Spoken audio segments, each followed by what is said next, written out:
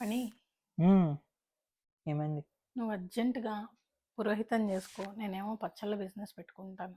నా పచ్చళ్ళ బిజినెస్ పేరు అఖిల కుట్టి పికిల్స్. అబ్బో! మంచి కాంట్రోవర్షియల్ నేమే పెట్టావు. ఎందుకు?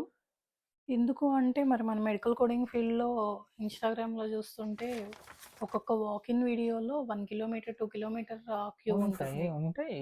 ఏమైతుంది? ఇప్పుడు మనం ఇంటర్వ్యూలకి వెళ్ళినప్పుడు కూడా అలాగే ఉంది కదా! అప్పుడు వేరు, ఇప్పుడు వేరు. ఇప్పుడు కోడింగ్ ఫీల్డ్ అయిపోయింది అంటున్నారు. కోడింగ్లోకి రావడం వేస్టే అంటున్నారు అసలు. ఎందుకు? అలా ఏం లేదు. థియేటర్ బయట 100 మంది జనం ఉంటారు. అంటే సినిమా బాలేనట్టా ఏంటి? అలా అని కాదు, డిమాండ్ ఉందని అర్థం కదా. మరి ఇంతమంది జనం ఎంజాయ్ చేసి ఫ్రెషర్స్ పానిక్ అయిపోతున్నారు కదా. పానిక్ అవుతారు. ఇలా 10 సెకండ్స్ రీల్స్ ఇన్‌స్టాగ్రామ్‌లో చూసుకుంటూ ఫ్యూచర్ డిసైడ్ చేస్తే పానిక్ గాక ఇంకేమవుతారు? అని క్రౌడ్ చూస్తే మనకే భయం వేస్తుంది. క్రౌడ్ చూస్తే భయమేస్తుంది. ఇప్పుడు ఎగ్జామ్ హాల్ బయట కూడా జనం చాలా మంది ఉంటారు. అంటే అందరూ ఫస్ట్ ర్యాంక్ కొట్టేస్తారా ఏంటి? సరే, మరి క్రౌడ్లో సెలెక్ట్ అవ్వాలంటే ఏం చేయాలి? ఏం చేయాలంటే రెజ్యూమ్ ఎలా డెవలప్ చేసుకోవాలి, ఎలా నీట్‌గా రాసుకోవాలి, టెంప్లేట్ రెజ్యూమ్స్ ఫాలో అవ్వకుండా గైడ్‌లైన్స్ అన్నీ మంచిగా నేర్చుకుంటూ గైడ్‌లైన్స్ ఫాలో అయితే ఈజీగా job so కొట్టేయొచ్చు. Field అయిపోలేదంటావు?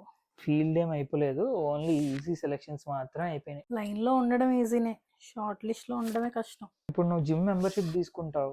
Gym membership తీసుకుంటే నీకు సిక్స్ ప్యాక్స్ వచ్చేస్తుందా? రాదు కదా! అలాగే నువ్వు జాబ్ ట్రైనింగ్ తీసుకోగానే నీకు జాబ్ రాదు. To practice you will have to develop your knowledge. Job రావాలంటే సీక్రెట్? లైన్ లెంత్ మీద శ్రద్ధ కాకుండా ప్రిపరేషన్ స్ట్రెంత్ మీద శ్రద్ధ పెడితే you will get a job. కానీ నువ్వు లైన్ గురించే క్లారిటీ ఇవ్వలేదు. నేను అడిగిన దానికి తప్ప అన్నిటికీ ఆన్సర్ చేస్తావు ఇప్పుడు. ఇస్తా. నెక్స్ట్ రీల్‌లో ఇస్తా క్లారిటీ మొత్తం.